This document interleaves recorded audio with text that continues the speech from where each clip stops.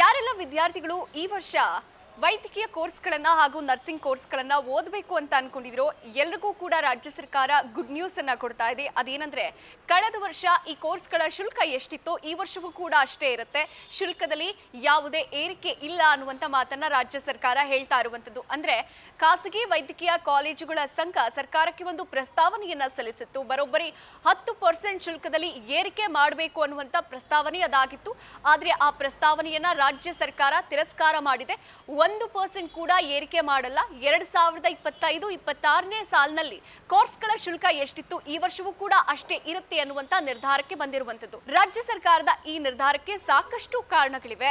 ವರ್ಷ ಕಳೆದಂತೆ ವೈದ್ಯಕೀಯ ಕೋರ್ಸ್ ಹಾಗೂ ನರ್ಸಿಂಗ್ ಕೋರ್ಸ್ಗಳ ಶುಲ್ಕ ಜಾಸ್ತಿ ಆಗ್ತಾನೆ ಇದೆ. ಹೀಗಾಗಿ ಎಲ್ಲ ವರ್ಗದವರಿಗೂ ಕೂಡ ಈ ಕೋರ್ಸ್ ಓದೋದಕ್ಕೆ ಕೈಗೆಟಕಬೇಕು ಅನ್ನುವಂತ ಉದ್ದೇಶದಿಂದ ರಾಜ್ಯ ಸರ್ಕಾರ ಈ ನಿರ್ಧಾರಕ್ಕೆ ಬಂದಿದೆ.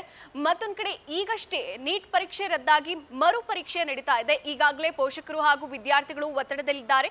ಅವರಿಗೆ ಮತ್ತಷ್ಟು ಒತ್ತಡ ಕೊಡೋದು ಬೇಡ ಅನ್ನುವಂತ ನಿಟ್ಟಿನಲ್ಲಿ ಈ ಒಂದು ನಿರ್ಧಾರಕ್ಕೆ ರಾಜ್ಯ ಸರ್ಕಾರ ಬಂದಿದೆ. ಈ ಒಂದು ನಿರ್ಧಾರದಿಂದ ಸಾವಿರಾರು ವಿದ್ಯಾರ್ಥಿಗಳಿಗೆ ಹಾಗೂ ಪೋಷಕರಿಗೆ ಆರ್ಥಿಕ ಹೊರೆ ಬೀಳದಂತೆ ಕಡಿಮೆ ಆಗುತ್ತೆ.